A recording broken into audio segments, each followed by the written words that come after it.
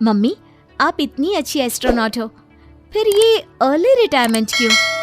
क्योंकि बचपन से मेरा बस एक ही सपना था, जिसके लिए मैंने लाइफ में बहुत कुछ खोया और छोड़ा।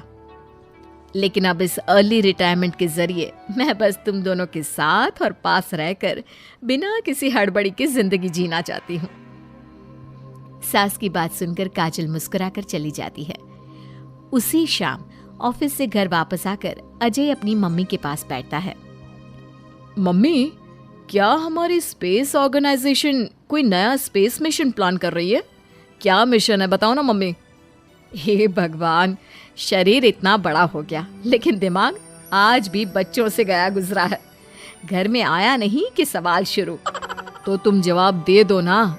मैं क्या जवाब दूं? जैसे तुझे मेरे रिटायरमेंट के बारे में पता ही नहीं। इतने समय से तूने मुझे ऑफिस जाते हुए देखा क्या? फिर मुझे कैसे पता होगा?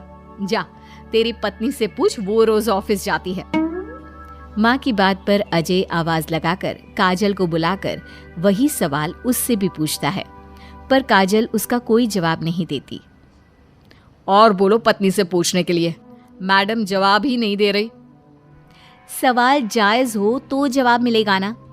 तुम्हें अच्छे से पता है, कॉन्फिडेंशियलिटी रूल्स के चलते हम किसी से भी ऑर्गेनाइजेशन और मिशन से रिलेटेड कोई बात नहीं कर सकते। वो तो पता है, लेकिन मुझसे भी छुपाने का मतलब समझ में नहीं आया। वो मम्मी, रिटायरमेंट एप्लीकेशन के बाद से आपने ऑफिस भी आना बंद कर दिया। सबको लगा कि अब आप इंटरेस्टेड नहीं होगी, इसलिए इन्फॉर्म नहीं किया। क्या तुम भी इस मिशन का हिस्सा हो? मैं ही इस मिशन की लीड साइंटिस्ट हूँ। ये हमारा अब तक का सबसे बड़ा और इम्पोर्टेंट मिशन है। अगर ये सक्सेसफुल हो गया तो दुनिया में हमारे नाम के साथ मेरा प्रमोशन भी पक्का है। काजल की बात सुनकर दोनों माँ बेटे हैरान रह जाते हैं, लेकिन फिर सब साथ मिलकर सेलिब्रेट करते हैं। अब दिन बीतने लगते हैं। काजल स्पेस मिशन के चलते पहले से ज्यादा बिजी हो जाती है और देर तक ऑफिस में समय बिताने लगती है। कुछ समय तक इसे चुपचाप देखने के बाद एक सुबह बहू को सामने देखकर आखिरकार सास उसे टोक ही देती है। आ रही हो या जा रही हो? भाई, हमें तो तुम्हारी शक्ल देखे लगता है सदियां बीत गई।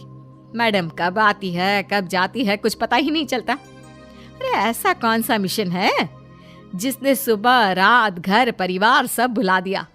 मिशन तो मैंने भी बहुत देखे हैं और गई भी हूँ, पर ऐसा हाल कभी नहीं हुआ। मम्मी, मैं आपकी चिंता और गुस्सा समझ सकती हूँ, पर ये स्पेस मिशन आज तक के सभी मिशन से बहुत अलग है। अच्छा, जरा मैं भी तो सुनूं, ऐसा क्या है इसमें? आई एम सॉरी मम्मी, मैं नहीं बता सकती। भूलो मत, मैंने रिटायरमेंट अप्लाई किया है, लेकिन रिटायर होने में अभी 7 महीने बाकी है, जिसके हिसाब से मैं आज भी ऑर्गेनाइजेशन का हिस्सा हूँ। तो मुझे बताकर तुम कोई रूल नहीं तोड़ रही। मुझे सब याद है मम्मी, और मुझे ये भी पता है कि अगर आप साथ दें तो मिशन के लिए बहुत बड़ी मदद साबित होगी। पर सीनियर्स ने रूल बनाया है कि इस मिशन की इंफॉर्मेशन सिर्फ उन्हीं के पास होगी जो इसका पार्ट है, और मुझे तो उन्होंने खास अपने पास बुलाकर ये समझाया था। बहू की बात सुनकर सास सोच में पड़ जाती है और अगले दिन खुद भी ऑफिस पहुंच जाती है। ओहो, क्या बात है मैडम, रिटायरमेंट के एप्लीकेशन के बाद तो आपने दर्शन देने भी बंद कर दिए। अरे सर, अगर ईद का चांद रोज निकला करता तो क्या उसका स्वागत इतने जश्न से होता? इस पर सीनियर भी हंसने लगते हैं और दोनों कैबिन में जाकर बैठ जाते हैं, जहां सास बातों बातों में नए स्पेस मिशन के बारे में पूछती हैं। वो उन्हें मिशन के बारे में सब कुछ बताकर तुरंत एक इमरजेंसी मीटिंग बुला लेते हैं, जिसमें साइंटिस्ट की टीम और काजल के साथ एस्ट्रोनॉट्स की पूरी टीम भी होती है।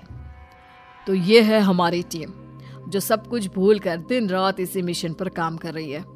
अगर आप भी हमें ज्वाइन कर ले तो सोने पर सुहागा हो जाएगा। अगर आप मुझे टीम में चाहते थे तो पहले कांटेक्ट क्यों नहीं किया? आपने स्पेस में ना जाने के फैसले के साथ डेस्क जॉब का भी इनकार कर दिया और अर्ली रिटायरमेंट के लिए अप्लाई कर दिया, और फिर पिछले 1 महीने में किसी के साथ कोई कांटेक्ट भी नहीं हुआ। इसलिए हमने सोचा शायद अब आप ब्रेक लेकर इस सब से दूर रहना चाहती हो, और इसीलिए किसी ने आपको परेशान करना सही नहीं समझा। बात तो आपकी सही है, फिर भी एक सुझाव देना चाहूंगी। ये जो आप कर रहे हो ना, ये मिशन नहीं, साफ सुसाइड है। एक साथ इतने सारे लोगों को स्पेस में 6 महीने रहने के लिए भेजना आसान काम नहीं है, और ये बात मुझे आपको समझाने की जरूरत नहीं होनी चाहिए। हमें सारे कॉन्सिक्वेंसेस, स्पेस, नेचर, मिशन की मुश्किल सबका पता है, और ऐसा करने वाले हम पहले नहीं हैं, इसलिए ये भी साबित है कि काम हो सकता है। आप सिर्फ एक एक्सपेरिमेंट के लिए इतने सारे लोगों की जान और मेहनत को दांव पर लगाना चाहते हो, जिसमें सक्सेस रेट भी मुश्किल से 1% है।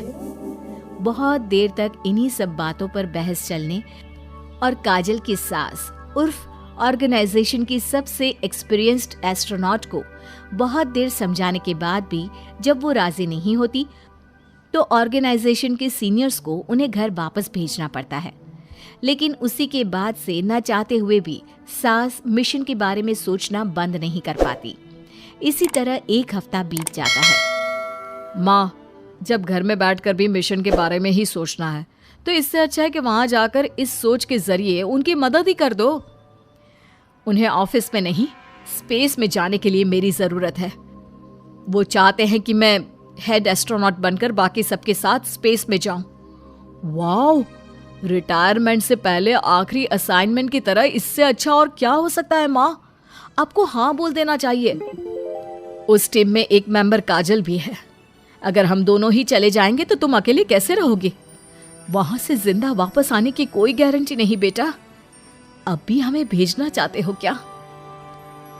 जिस दिन से आपको पहली बार स्पेस में जाते देखा है, तभी से ये डर और पॉजिटिविटी दोनों साथ लेकर जीना सीख गया हूं। आप जाओ माँ, मुझे पूरा भरोसा है आप दोनों वापस भी आओगे और देश के साथ मेरा नाम भी रोशन करोगे।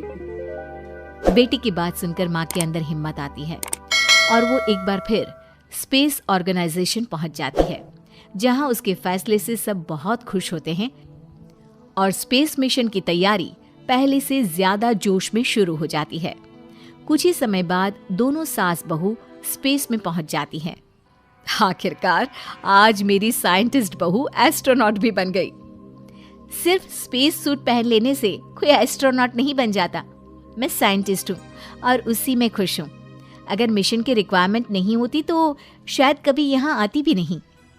इसी तरह दिन पर दिन स्पेस की अनेक मुश्किलें और दिक्कत सहते हुए देखते ही देखते 6 महीने बीत जाते हैं और नामुमकिन को मुमकिन करके दिखाते हुए सब सही सलामत अर्थ पर वापस आ जाते हैं, जिसके बाद से दुनिया भर में ये मिशन सास बहू की अंतरिक्ष यात्रा के नाम से मशहूर हो जाता है।